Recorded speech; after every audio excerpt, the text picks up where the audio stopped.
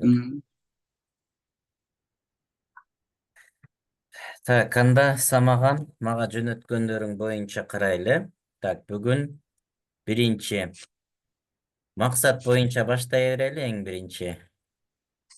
Кое турабыз, мындай кылалы.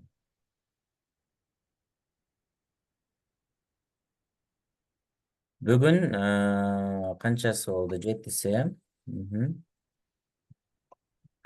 Бүгүн минуттага окуганыңда канча сөз окудуң ошондо?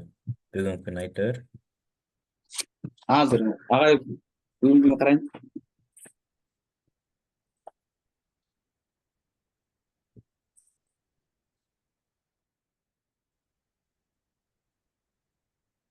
Бүгүнкү 390 болуптур агай. 390 окуп 80тасын жаздым. Так, ошондо проценти Түшүнүп. канча болду? Процент эсептеген жокмун азыр. Ошол 80 түшүнүп бөлүп эле жаздым да. 390го көбөйтөбүз 100гө. Мына ушинтип процент эсептейбиз. 20% экен, э? М. Так, эми сразу анализ кылабыз экөөбүз. Анализ кылганда кайсы суроону бериш керек эле?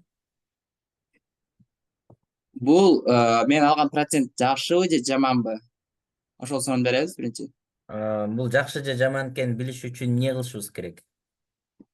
Мурункулар менен салыштырып көрүш керек. Мурунку башка күндөр мененчи.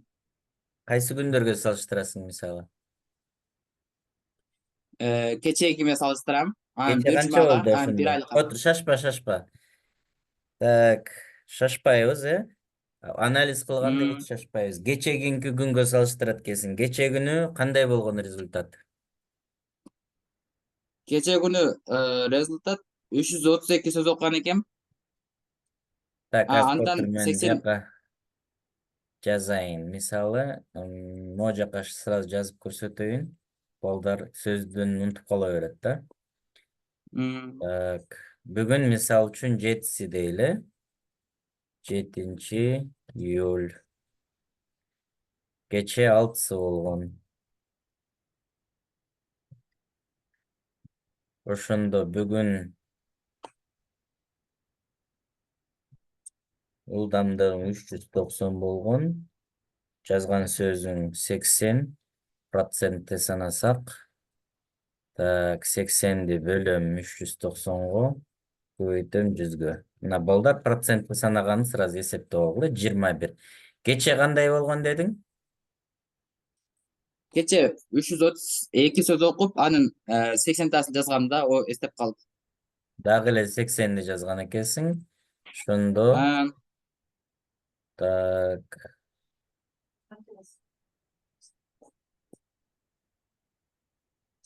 кече 24% болуптур, э? Анда өткөн ай, так, балдарга маалымат бере кетсем, самаган менде 1 айдан бери окуп атат. Ошондуктан суроолорго точный жооп берип, цифралары бар да. Балдар таң калып кетти болуш керек. Так, өткөн айдын ушул күнүнкүсүн айтчы анда. Өткөн июндун 7-синде, э? 7-июнда кандай болгон экен көрөлү. Анда ылдамдык менен окуганым минуттага бөлгөндө 160 сөз болгон. Так, 160 сөз окугансың. Эмечи, канча Анын сөз? 36сын эстеп калгам. 36-ны эстеп калган, ошондо, так, 36-ны так көбөйтөм 100гө, бөлөм 160ка бөлсөм. Өткөндө деле 23% болгон экен. Эгерде мындай процент менен караганда, сеники күчүң ошондой эле деп көрсөтүп атат да, кара. Бирок биз цифра менен караганда самагандыкы эмне болуш керек? 250гө 200 болуш керек. Бул 250 сөз, балдар, көңүл бургула, силер окушуңар керек. Буга сен жетмейинче ОРТ-ны жакшы тапшырам деп койгон максатыңа жетиш өтө кыйын болот да. Балким мүмкүн эмес болуп калышы мүмкүн. Азыр болсо, мына 250 сөз окуш керек болсо, мына 1 ай мурун самаган 160 сөз окуган минутта. Бирок тынбай ошондон бери окуп келатасың, чынбы? Анан жазып атат, ошондо мына жакшы. Эми 390 бирок могул 80 сөз окуп атканыңды эмне кылыш керек экен? Көтөрүшүбүз керек. Сеники ылдамдыгың өскөн, бирок эске тутууң өспөй атат экен. Демек, могу цифра менен көрүп туруп карап атабыз, көрдүңбү? Эми эмне кылып жазасың? Анализ тетрадыңа жазасың да. Жакшыбы же жаманбы десе, эмне деп жазышың керек? Азырынча жаман болуп атат агай бир аз. Жаман дегенде мына кара, сен 250 сөз окуш керек болсо, башында 160 окучусуң. Ошого салыштырмалуу сеники жакшы ылдамдыгың. Бирок эске тутууң ошондо 36 сөз эстесең, азыр 80 эстеп атасың, сен эске тутууң дагы өскөн. Көрдүңбү? Пропорциональный өскөн. Бирок биз эми ушул ылдамдыкка басым жасабай, эми ылдамдыкты мына 390 болуп атат, сен 250, макул 300 окусаң жетет да, дагы бир аз кичине алдыга шашканды токтотуп, 300 сөз окуй бер, нормально. Анан эске тутууну көтөрүшүбүз керек. Түшүндүңбү? Ушуну жазасың. Аха, макул. Анализге жаз, демек задача да, биз таап атабыз мына. Демек эске тутуунун үстүндө иштешибиз керек. Аны үчүн эске тутуу боюнча ар кандай методикалар бар. Өзүң изилденесиң, анан мен дагы сага көрсөтүп берем. Так, эми Макул. математика китеп боюнча 85 бет бар экен. Бүгүнкү күндө кайсы бетте жүрөсүң? Кийинки категорияга өтөлү. Бүгүнкүдө азыр 32-нчи беттемин. 32 беттесиң. Кече күнү канчанчы бетте болчусуң? 31. 31 бет, анан бир ай мурун 7-июнда канчанчы бетте элең?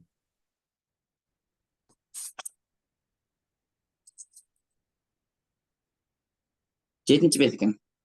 7 бет, Так, салыштырмалуу мына салыштырабыз. Кечээкиге караганда бүгүн бир баракка көп окугансың. Эми карайбыз.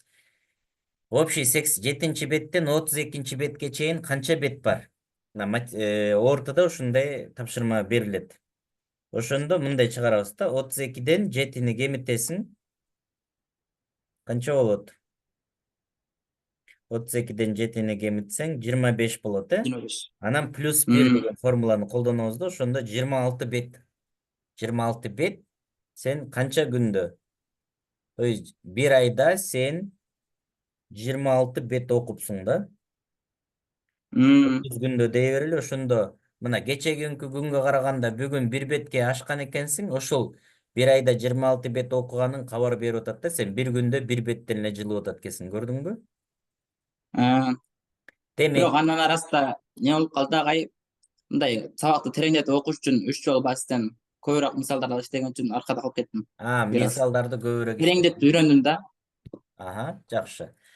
Эми общий азыр 85 бет бар болуп атса, прогноз кылсак болот, Демек, китепти да канча убакытта бүтсө болот?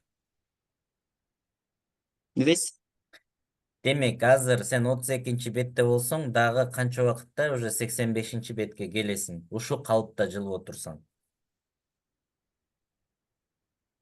Бир айдан ашык убакыт кетип калат агай.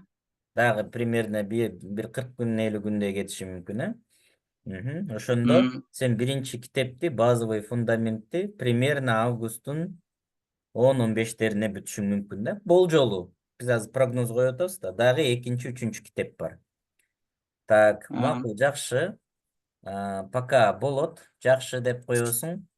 Бирок, так, терминдер, могу жакта оңдоп коеюн. Эми максатыбыз термин боюнча 300 термин болуш керек экен. Канча термин жаздың бүгүнкү күндө? Азырынча 164 термин жазып, 1 минутта 40ка жакын айта алам да. 1 мүнөттө 40ка жакынын айта алат экен, мына. Акыл гимнастикасы боюнча. Так, 164. Кече күнү канча болчу? Кече күнү 35 болчу. Кече күнү 35 болчу. Демек, сен акыркы 139, 129 терминди бир күндө жазып берипсиң, Ала жазып койгом да, интернеттен изилдеп, ар кандай ар булактарын 3 китептин негизинде жаздым да, 3 китептен издеп. Жакшы, азаматсың. Бир ай мурун канча терминиң бар болчу? Карап койчу. Bir ay murda terминдер жазалган эмесмин ага ошо 5-6 тилде термин билет болчумун. А бирок 7 июньда вообще жок болчу, мисалы. Жок, жазып элек болчумун. Мына бүгүнкү күндө азыр балдар мына көрүп атасыңарбы, сабакты көргүлө, мына Самагандын окуган Самаган башында мына 160 сөз менен эле окуп баштаган мына. Көрдүңөрбү? 23% бүгүнкү күндө 390 сөз окуп атат, 80 сөзү эсинде калып атат. Андан кийин математика китеп боюнча, анан терминдердин 40-ын билет экен мына 164. Бул максатын почти 50%ке уже жетишти терминдерге. Терминдер боюнча айта кетсем, мисалы, канчалык көп термин математикалык жакшы билсеңер, ар бир буруш бөлчөк, рационалдык сан, ондук бөлчөк бардыгын точно элестете алсаңар, математиканы ошончолук жеңил үйрөнөсүңөр. Терминдерди жаттабайсыңарбы, үйрөнө албайсыңар. Бул Гапур Мадаминов агайыбыздын Акыл эмгегинин маданияты деген мындай китеп бар. Менден байланышып алсаңар болот. Бул жерде кантип ушундай окуш керек бардыгы жазылган. Ошо методика менен мына окуп атабыз. Көңүл бургула. Эми формула.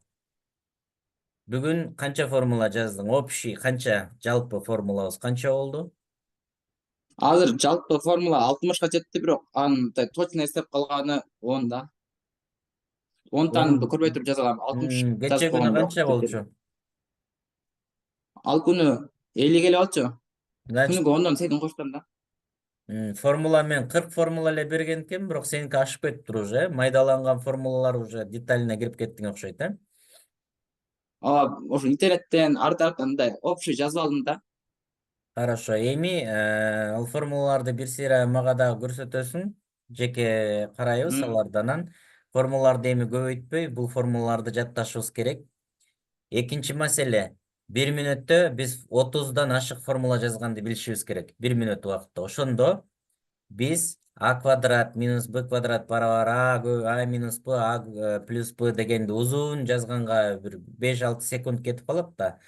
Ошон үчүн биз бир символго кыскартышыбыз керек. Мисалы үчүн сен 3 бурчтуктун ичине тоголокту сыза койсоң, ушу формуланы түшүнгөндөй болушуң керек да. То есть ошо символду ажыратканды билүү. Бул кыскартып жазганы дегенге кирет. Макулбу? Ошонун үстүндө эми формулаларды жаттап, анан символдорго байланыштырасың. Макул. Так, темаларды жазуу апта соңу муну пока калтыра туралы. Анан 1 мүнөттө термин айтуу дейт. 1 мүнөттө канча термин айттың ошондо? Өткөндө 5-күн эсептегенде 49 айтканым болчу. 1 мүнөттө 49 термин айттың. 1 мүнөттө канчаны айтышыбыз керек экен? 140. Көрдүңбү? Ошо жазган 160 терминиңди отуруп алып жаттап, өзүңдү машыктырасың.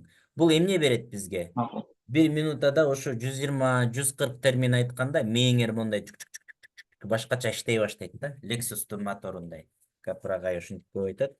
Мээңер Lexustун моторундай иштейт. Ошондо агайдын, эжекенин айткан ар бир сөзү кулагыңа баягы шук кетирип кирет дагы, жүрөгүң отурат, мээң отурат, түшүнөсүң да. Бул нерсени кылбасаң, сабак кызыксыз болот, көп сүйлөйсүң, агай эжекелер айтып атса жалжактайсың, ушундай болот да. Мээбиз нормально иштебей болду, билим ала албайбыз. Ошондуктан балдар көңүл бургула ушул нерселерге. Эми кийинки үйдөн өз алдынча дейт, ажыпок боюнча 100 максат, 100дү кылабыз деп койгонбуз. Мен окуучуларга бул тууралуу дагы кененирээк айтып берем. Ажыпокту мындан өзүңдүн результатыңды айта бер. Канчаны жаздың бүгүнкү күнгө? Бүгүнкү күндө азыр 13кө жетти. 13 жаздым. 13 болду. Ажыпок дегенин чечмелениши адам, жаратылыш, предмет, проблема, окуя, кубулуш деп чечмеленет. Мисалы үчүн бөлчөктөр деген темасын карай турган болсок, 37 суроо берип, ушу бөлчөктү казабыз да. Анын пайдасы, зыяны, окшоштугу, керектиги, максаты, өңү, түсү деп мындай өтө карайбыз. Кыскача мен азыр айтып атам, муну кененирээк маалымат берем. Андан кийин себеп натыйжа.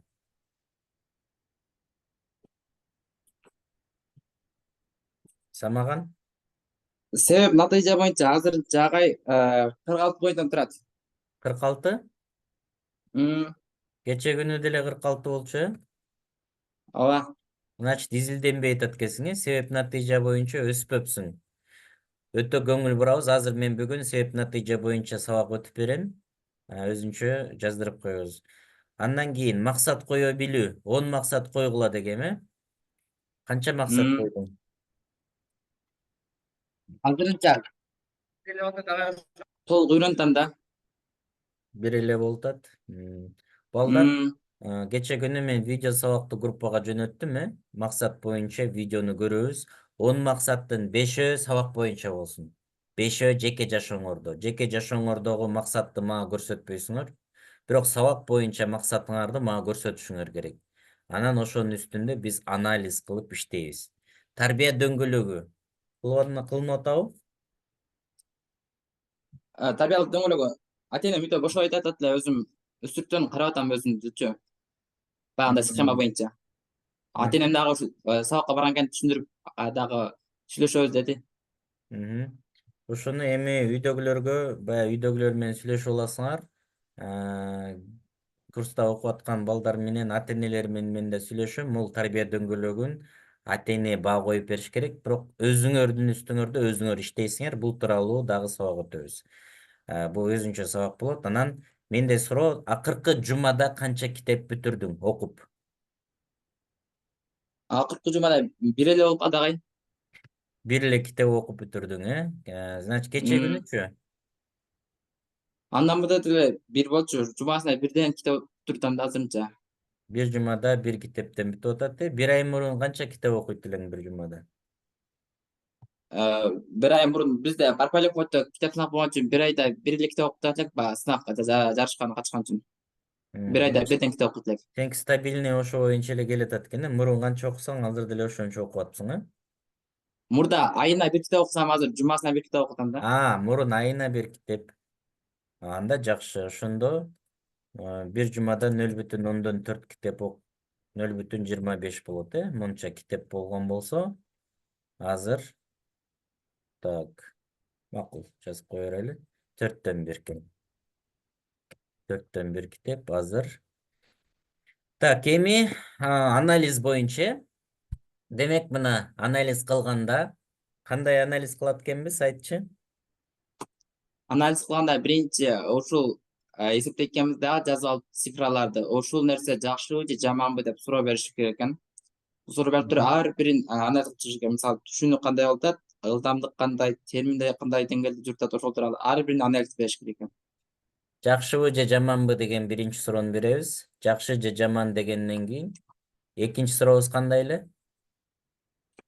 Эмне үчүн деген. Эмне үчүн ушундай нерсе болду деп. Мгм. Эмне үчүн деген суроону бериш керек экен. Ошол эмне үчүн деген суроону биз көбүрөөк берген үчүн себеп натыйжаны терең каза баштайбыз да. Азыр бүгүн ошол теманы мен дагы кененирээк ачып көрсөтүп берем. Так, кандай суроолоруң бар, Самаган? Ошол азыр суроолор деле жок, ушу бардыгы түшүнүктүү эле болуп атат. Анализ анализ тууралуу эми жазсаңыз азыр. Мгм. Так, эми ушу анализди жакшылап үйрөнө турган болсок, анан мощный өсө баштайсыңар да, балдар. Так, анда экинчи кезекте, макул, рахмат Самаган, да сүйлөшөбүз. Макул. Акылай. Так, Акылай, микрофонду жандыр, камераңды күйгүз.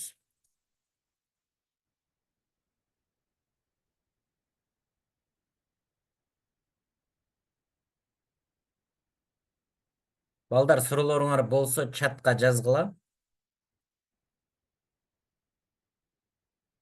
Чатка жазып сурасаңар болот. Так, калган бүгүн жазылгандар, балдар, силерде мындай результаттар пока жок, мындай көп цифрларыңар жок. Бирок баары бир түшүндүрүп, мен суроолорду берип, багыт бере берем. Ошондуктан коркпой, уялбай эле баштай беребиз дагы. Анан могу таблицаларды көрүп алдыңар, видео сабакты көрүп, дептерлерди ачып, анан күндө өзүбүз эмне кылат экенбиз? Цифра менен анализ баа коюп баштайт экенбиз. Ар бир окууда ушинтип, ар бир окуганыбызды да күндө жылып аткан ушунча параметр боюнча өзүбүздү кийинки жылдын май айына чейин алып бара турган болсок, сонун мощный результаттар болот да, буюрса.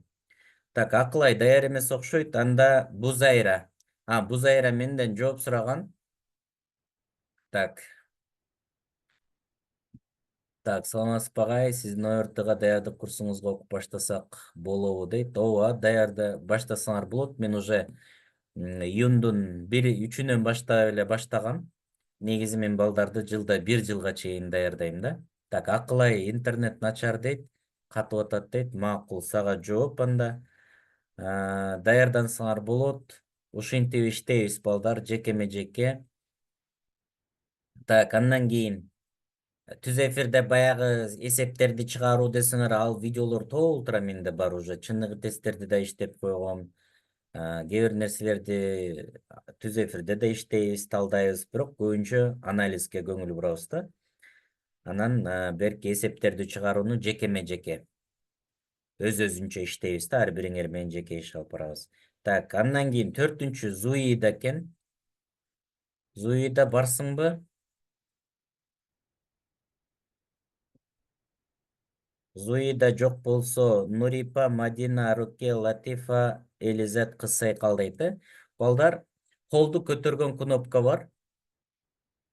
Так, Бүзайра кирип атат экен. Бүзайра барсыңбы? Кел, кол көтөр. Так, микрофонду жандырдым. Видеону күйгүзүп, камераны жандырсаң болот. Сен менен сүйлөшө элем. Максат коебуз. Анан балдар, бир сере ар бирөөңөр менен ушундай консультация, разбор кылгандан кийин мен себеп натыйжа бүгүнкү теманы өтүп берем. Бүгүн сабак азыр биринчи эфир бүткөндөн кийин экинчисин дагы баштайбыз да. Бир 10 мүнөт өткөндөн кийин. Экинчисине өзүнчө сабак өтүп берем. Так.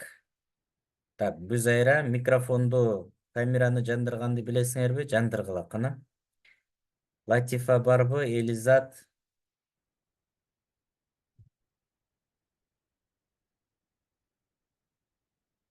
Так, өтө пассивдүү болуп атасыңар балдар. Уялбай тез-тез камераларды жандырып, микрофонду жандырсаңар. Кыз сайкал жок, Так, Асылзат барбы анда? Нурипа бар экен, мына Нурипа. Жандыр камераңды, микрофонду.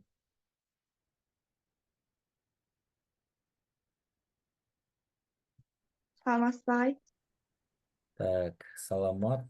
Ким жандырды камераны? Көрүнбөй атат.